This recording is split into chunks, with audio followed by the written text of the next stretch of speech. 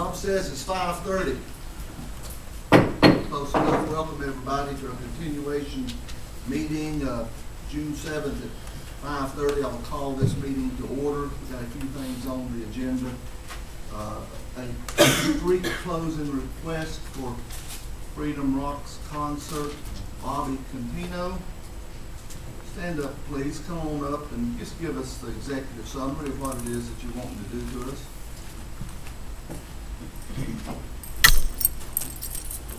Some of you know what we want to do to you because you've been to our concerts. Mm-hmm. We want to rock you. We have a prequel to the Independence Day week that we've been doing for, I think this will be our 4th year.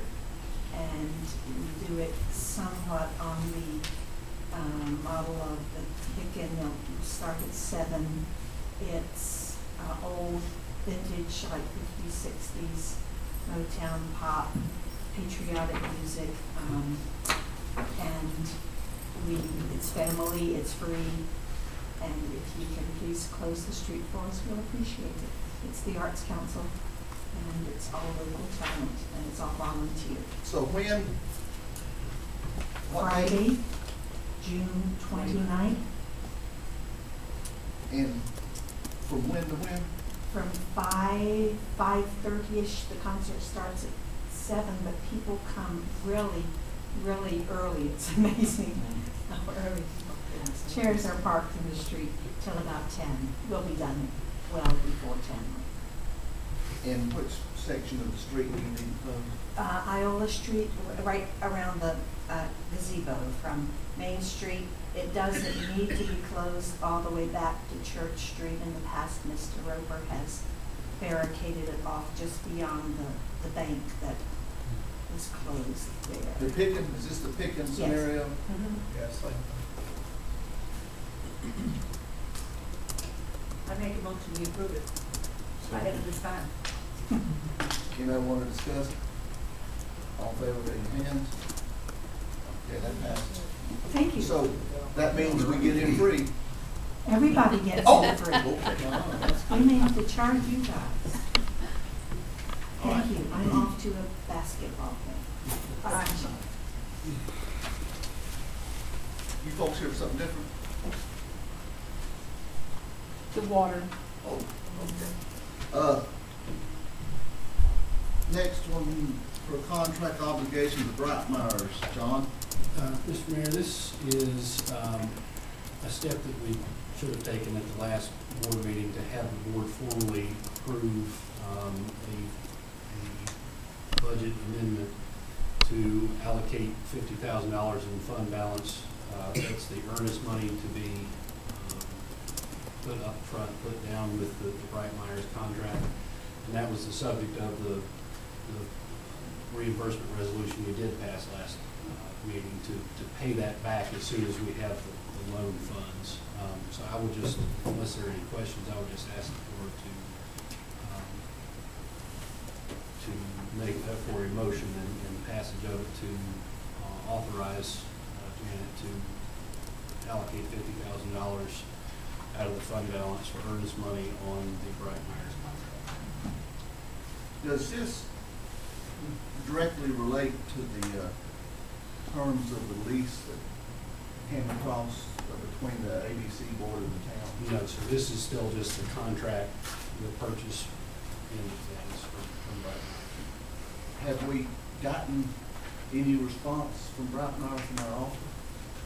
As in it's accepted? They're still looking for it to be, and until we had this final thing sewn up to make, this allows the finance officer to pre-audit the contract and show that the monies have been set aside to make that payment. It has not been formally put across, fully executed, and that's what they're waiting for. But again, the indication I have from them is, as it was Monday, that they are going to accept it. We still we're not paying anything out, we're just allocating the money, correct? It'll be paid out in loans and everything else. It'll be paid out and kept in, That's and it's like Escrow. it's an escrow account until the closing of the loan. and then paid back to the town from the proceeds of the loan, yes. Well, I make a motion to take $50,000 out of fund balance for this.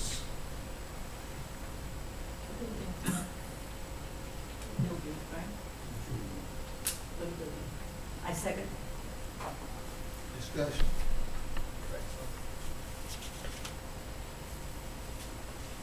All those in favor, raise your hand. Opposed? Okay. Budget discussion for the fiscal year 2012-2013, unless I was missing the mark on Monday night, we really seemed to be resolved, with the exception of trying to determine a little more firmness on the utility rates. Sam, you sent out something. Yeah, the basis, I think, of the discussion the board had Monday night was on the in-town effects on the in-town three-quarter-inch basic service, the three-quarter-inch, And then 2,400. And then we talked about getting samples from the various across the board. Well, what we did was essentially, in your rate schedule that the town has, the in-town residential is the base. The commercial in town moves up from it, and then of course the out of town is a function of a simple doubling of those rates. So the core of it, as was pointed out during our discussions by Billy and Berlin, the core of it is the downtown or the in-town three-quarter-inch basic service, of which there's approximately 2,400 and plus inside the town. What has been, Janet, Sam, we've all been around long enough, our rates have been static for years. Janet, other than just a little bit of adjustment, a couple of years ago, the rates for the sewer hasn't changed for several years. We went up on the tap fees and different things like that, but I could remember it went up on That's me. He usually gets on us, okay. Yeah, I get on. And We went back about 5 years and looked, and couldn't tell any difference. What In happened, the last 5 it's years. been that's several what years, they and I found think Bill was there. on the board, it was proposed many years ago to go up like 5%, and I think we did actually do that. And with the growth we had, it actually kept increasing. And then But it was- in the last few years, with no growth, it's just barely breaking even. about 12 years ago now, or 10, McGill was projecting that at that time we would need a new, which plant was it? One of the sewer, or probably the sewer plant, in about 8 years, which would have been about 2 or 4 years ago now. And that if we were to increase for 7% every other year, they had the formula, but everything got skewed between the economy doing this and so obviously they weren't that accurate at predicting the future. But somewhere along the way, we lost any aggressiveness in adjusting the base rates. We became more aggressive on the availability fees and tap fees and those things, first timers, but we protected for good or bad the three-quarter in town. And with the projects that we have right now, you don't see any real, you don't find a better alternative to these now. I mean, Where with the investments, of course, it's a national buzzword, but in this case it's true. The town invested in overhauling its sewer and water lines. And the return from just the sewer renovations, excluding what we still have to do, which are minor, has resulted in huge savings in terms of our capacity in the sewer plant. The irony of it is that those preventing the infiltration in the sewer system has extended the life of the sewer plant. And on top of the renovations that we just let the contract for, we'll add another 300,000 gallons by increasing the efficiency of the plant to the point where for the foreseeable future, the town's needs for sewer are okay, at least for 10 years. It's now the next phase, a couple of years down the road, the town's going to have to start doing serious planning for the water.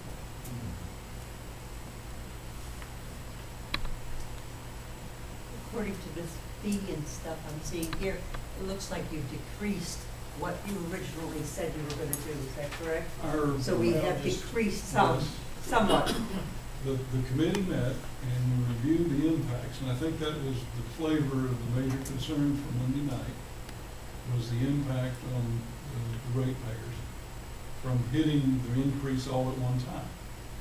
And we went back and figured that by dropping the impact, essentially by tweaking the formulas, the per gallon formulas and the float and the basic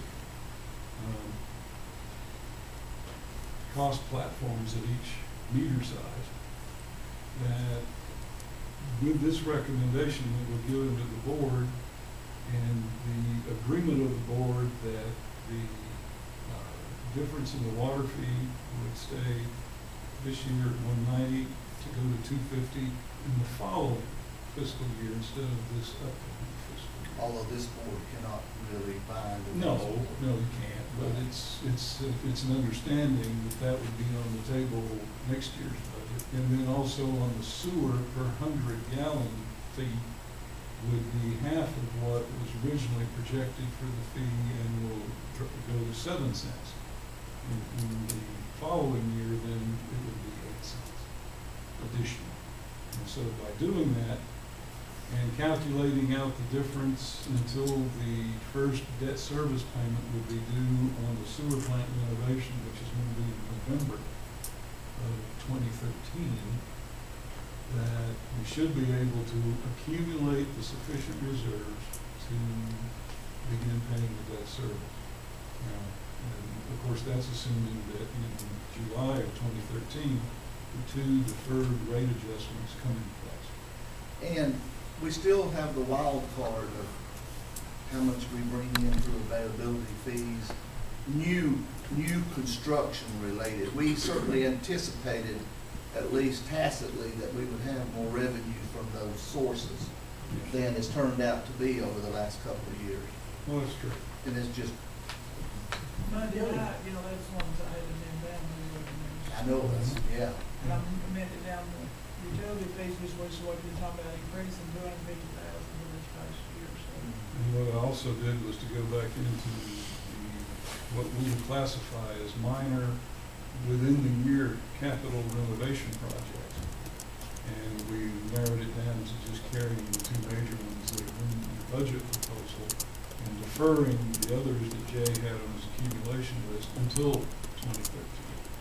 And so between all those things, we can make that rate deferment work. And that's in the memo. Delaying those small capital and other investments, that's not gonna hurt us somewhere else. No, That's something no, we do. those lines are stable.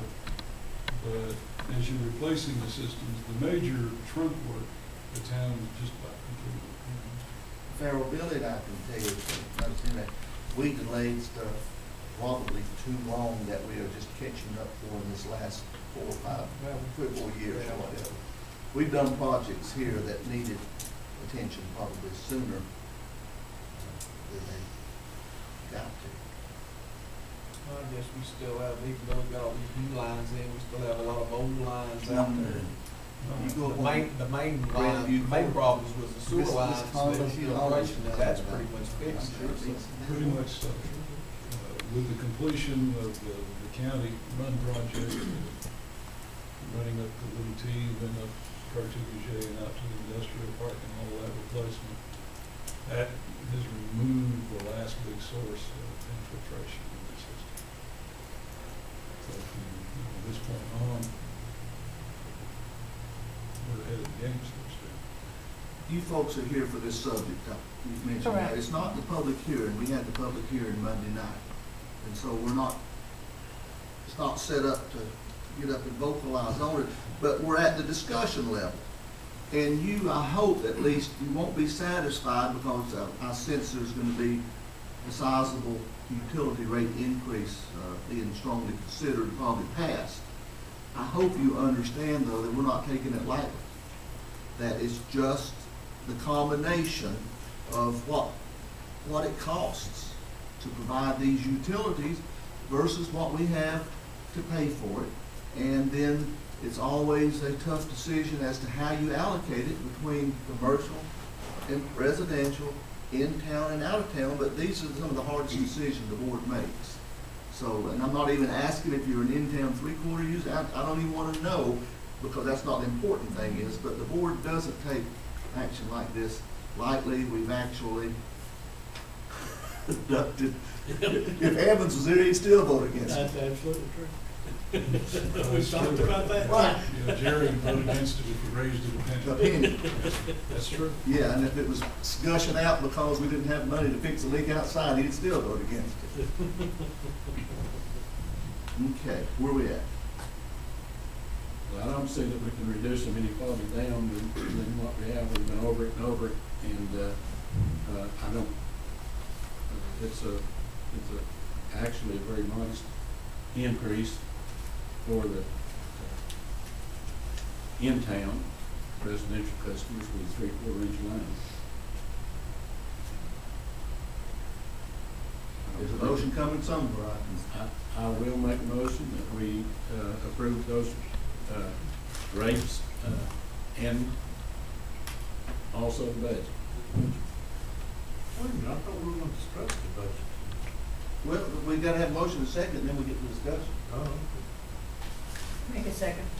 Okay, now, now it's discussion. discussion on the, not just the water, the budget in general.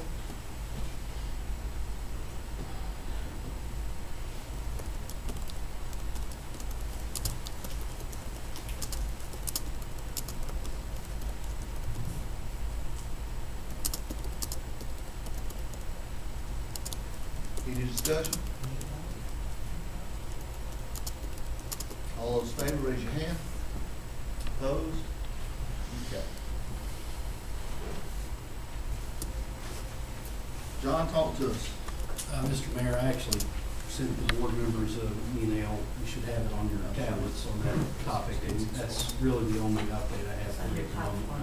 I'll I've been update over you. in Cherokee all day on another matter. Be on your top thing. Okay. I'll update you further as the situation works.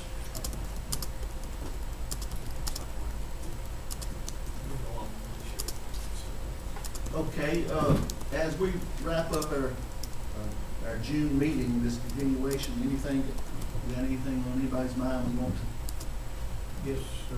what you got, Bob?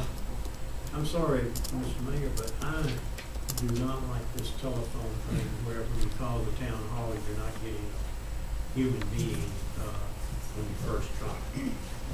I just cannot see that we're getting that many calls, and when someone calls a public agency, they want to talk to a person and not have a machine talk to them. And no, we don't know the person we're calling's extension number. And I just feel like this is just another attempt to distance ourselves from the public. And this is my opinion. I just do not think it's in the best interest of the town where a person cannot call and talk to a human being. I understand it after hours, but during normal business hours, I think when you call, you ought to be able to talk to a human being.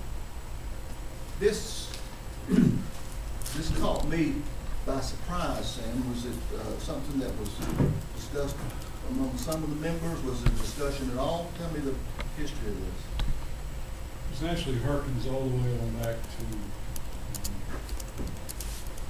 08 and 09 when we were having our budget overall retreat about progressively evaluating whenever anybody retired out of the position. There was a board that wanted me to not trip people, that I couldn't find enough work functions to break the positions up, but to, in most cases, wait to opportunities when somebody would retire, evaluate the position, and then decide whether to either, fill that position or break it up and distribute duties outside of that. In the budget proposal for this year, I called them that we're not going to fill a vacancy that's going to occur That's right. next week. matter of fact, next Friday is that individual's last day at their retirement party. And as part of not filling that position, and we looked ahead when we put the phone system in for this building, with being able to adapt it to changing conditions. That is a way of conserving funds, then we're going to either shift duties or shift functions to either other people or to figure out better ways of doing the system. In my mind, shifting the phone system to an automated answering system with direct dial-in for employees is a reasonable way to, for the greater part, to eliminate the greater part of the duties of that position. We expect to get work out of our various employees through the hours of they come to work. Would it be very possible Rose won't be there? There'll be plenty of times, though, we'll always have the role or the person up front, the representative. And there won't always be times when they're working with somebody coming in off the street or otherwise being unable. Can we not use this as a resort that bleed over whenever there's nobody available to pick it up because they're helping a customer? Can we not try to get as much? They are in the structure, Joe, that when somebody declines to use the dialing system, they can hit the operator and it'll transfer them to the very people at the front that you're talking about. Well, what's wrong with having to pick up the phone if in fact they have the time to do it? Well, see, that's the problem. You can't design a system that's based on variability. In other words, what if they're covered over? If your system is designed to go to them and they're covered over with people, then you're basically screwed. No. Yes. How So, often does that happen? quite frequently. So you're saying we can hit zero? People can just stop and hit zero and get a person Correct.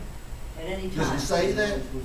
It's in the script. What's It it says give? if, punch zero and they'll automatically go to the front counter person. This is no more than, I mean, we moved to it about 10 years ago, and the college just put it in last year. Really, it's, County has. it really saves a lot of time. If people begin to know it, it takes a while for people to understand. But I like that you can hit zero at any time and get that person, get a live person. At least it's an option. I like the fact that a live person answers the phone whenever possible. I agree too. If we're down a man or woman, and if it turns out that a lot of the time it has to roll over to that, which I'm sure can be designed to do that, I would be more comfortable than that being the default position if it going straight to an answering machine. But are you talking about maybe after 5 to 6 rings, it automatically rolls I over? don't know, but I just don't want it to go to a default machine whenever we have somebody there who is very capable and is part of their duties. Who that one who would get to if you push zero, if that person is able to go ahead and pick it up to start with, I think they should. I just think Is it's. it only, when it goes to zero, is it only gonna be that one person who's able to pick it up? Well, let me ask you this, why can't we, when the next phone book comes out, the phone books still keep coming out, we can't list the individual departments in there and a main number for the town? Yeah. We'll do that. And when you call that main number, you talk to somebody. That way you can call directly into the individual station. And It just I'm has to be okay with advertised that, I'm okay with that, but I just do not, Sam, I'm sorry, I just do not like the idea of calling a public agency and getting an automated voicemail. Well, you're not alone in that, Bob. I know that, Yeah. I know that, and as busy as the hospital was, I called Angel about something today, I got a human being, but if I'd have got one of those animated phone things, I don't think I would have had the same impression about the hospital. I mean, we are here for one purpose, and that's to serve the public. We have no other reason of existence. Zero. Are you suggesting, Sam, you don't think it's possible that that would be the backup rather than the default position, that would still would be ring and give our operator the opportunity to pick it up, and if it didn't get. But Joe, the problem with it is your system has to be to function either one way or the other. It can't function and a meld between the two, if that makes sense.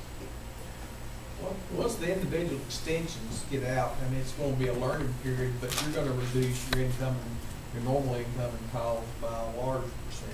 It takes time with people learning extensions. I took all the new extensions and changed my phone that's got all of them in there now, so the new ones that have come out so far, and I'm assuming there's others, other employees There's are some gonna, others yeah, that they're are gonna be on there assigned also. the numbers. But that makes it much simpler that I can call directly and get that instead of calling, waiting for it to ring and trying to get transferred. Well, this may be very minor, but you've got somebody that's just moved into Franklin, they want water and sewer, they know nothing about Franklin. The first impression they're gonna get is when they call the town hall, is that nobody's answering the phone. And this person's not gonna know any of these extensions to punch in or anything, and they're gonna come away with an impression it's a pretty cold outfit. Well, I thought 2 points of it was a little bit better. Number one, you had a pleasant voice Yeah. on the end to tell you That's better that than not one. you dial 1, 2, 3, or 4. It was a 1-digit thing that routed you to the water department, to the police department, to and I tried that and got right through with 1 digit. Yeah. I'm afraid I'd use the wrong digit, bro. It's more user friendly than a lot of them that you call It into. is. And very few, this was one of the few governmental agencies that I've called in the last year or two that actually had got someone that actually spoke. One of the Most great, everything's as reported nowadays. one of the great economic problems facing this nation now that has created a great deal of unemployment is doing away with the switchboard operator. We could help the unemployment situation tremendously if we go back to switchboard operators. They were friendly, they knew where we were, and. We go back to whenever they're pushing things for phones too. That's maybe. exactly right. What's wrong with it? So Bob, you're saying we need to hire somebody just to be able to answer phones? That's not what I said exactly. The bad part about that, Bob, didn't was say that you that. had No, to that's what crank I'm that asking. phone. No, I'm saying though, we've got, if it needs to roll over, it could roll over, but if people are available to answer the phone, they should be answering the phone in person and then transferring it to wherever it needs to go.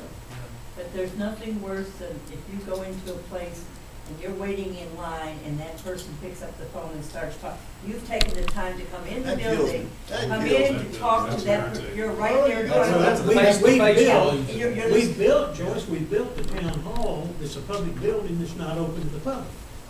All right. We, Now, we can hash that till the cows come home too. And I don't have the time to waste. Well, I don't either. okay. We had discussed, at least I had suggested that maybe we would have continuing conversation over the Cherokees and the Indian Mound based upon their representation. Probably not a whole lot to discuss. The message that I got, and I'm sure it was probably received by everyone here, is that they were going to invite us to some type of meeting to hopefully discuss what can be done in the future towards the preservation of the Indian Mound. And I've not heard from anybody. Has anybody? Yes, I have. What did you hear? I heard from Donna this afternoon, as a matter of fact. While I was on the mound looking at whatever that is that's coming up, Diamond has suggested that the town look at putting some kind of matting over the mound right now, because if we get a torrential rain, there's a lot of that mound is still, nothing is growing on it at all. And Diamond has been extremely generous and gracious as what I consider to be the representative from the tribe on this matter.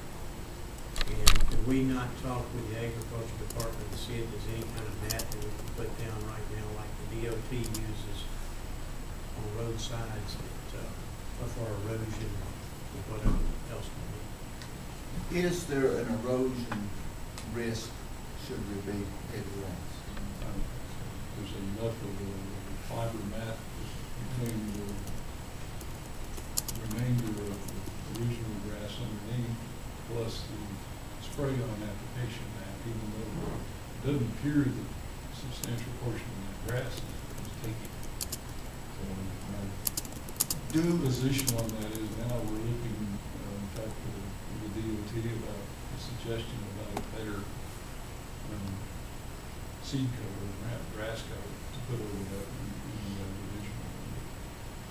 Obviously, it's somewhat too delicate, I think, for that environment. Would it be appropriate that, I didn't pick up that Diamond, who was very, handled himself well, was it a horticulturalist, agronomist, or other with any expertise? As I don't believe there's any sitting around the table. If in fact we were given the opinion by someone with such a background of the risk of erosion, wouldn't we want to try to, based upon that, reduce, minimize, prevent, or otherwise take some action in accordance with that? Well, if you say I'm not a horticulturist, but if we put a mat, nothing's gonna grow. No sun gets on anything, nothing's gonna grow. Well, I think that's not really where we're going with it, Joyce, is, I think the most effective way of dealing with the issue about a vegetation cover is to go on ahead and get one established. To let the grass come in and come up, even if we have to use a different seed variety to be. but we are utilizing pros now, professionals that we didn't before, is that correct? Well, the DOT people who do their, various applications for DOT construction and right-of-way preservation and other, trying to get them to give us a recommendation. And we would expect that they do have the basis and the training to. Yeah, as Billy said at the last Monday night, the DOT has applications literally you can spray on concrete, grass will sprout. And I think certainly that application on the mound down there would be much better than trying to put something over it that doesn't allow anything to grow. Well, what I was speaking of though it's impregnated with seed and fertilizer. It's as Oh, okay. it takes I know hold, I know what you mean. the matting part disintegrates. It's everything, that's what I'm talking about. I'm As not an talking, alternative. I know I've been accused of astroturf on the Well, that's not that bad right now. Looking back, it might not have been a bad idea, actually. But I was speaking of, I think Diamond was. I understand that what yeah. you're saying about that. Yeah. Well, I misunderstood you too, Bob. I was thinking that he was fearful that right now, if the big storm came, it would. I got the feeling that from what you were originally saying, that Diamond was just saying you just put an erosion. No. I'm sorry, Bob. That makes sense. I got you off DOT that. would get No, I- that seed maybe in that I mat think that as they we want. find out what is recommended for it, there needs to be a lot of additional prep work on that. I mean, we've got to get up what's there. And that's got to be rated pretty close down to it. And then whatever they decide with, the idea of the mat, that does give you your stabilization, plus it also gives you your germination. But Farrell, don't you believe that we need to utilize the resources that are available to get the best opinion, whether it be from the DOT folks or others who they may suggest or whatever bring in, and try our very, very best so that we fumbled this first opportunity to get it for whatever We reason. need to get it back green. Yeah, right, and so we need to, and all eyes are upon us, as they say. I would feel better if, once we find out what we're gonna do with it, we also bring in someone else just to verify that. Oh, I don't want us making, I want us approving a decision that was given by, or an opinion by a professional. Okay. July is not the time of year to grow grass because of the heat and stuff like that. So whatever we end up doing, we're gonna have to put a lot of election time and water and everything else to care on it. It will grow, but it just requires a lot more irrigation. We did decide that we're gonna take a handful of that seed and we're gonna plant it and see if it really grow, or that we got a lot of seed. We got a warranty issue there, John. Fit for the particular purpose. Yeah, absolutely, I'd like to know if there's something wrong. Give me a handful. All right, so I've got some areas I need to see. what I did what I did, I sent a letter. It's a very innocuous letter. It's giving no opinions of the board or whatever, but to Chief Hicks, but I guess it's public information. I've got like 8 copies of it, if anybody wants it to have it, whatever, because I don't know, this is such a touchy subject matter, and it can, because it involves the tribe plus 2 competing jurisdictions, it's just a matter of, you know, it's got a lot of ways it ends up going. But, yeah.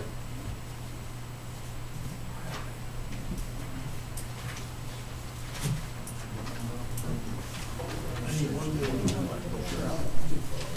Hello, want to say one for Aubrey, in case she wants. how are you? Is there any other business for the board? Motion with adjourn? We adjourn. Second? All in favor? Did Joyce leave over? Got it. Shut phone. Okay.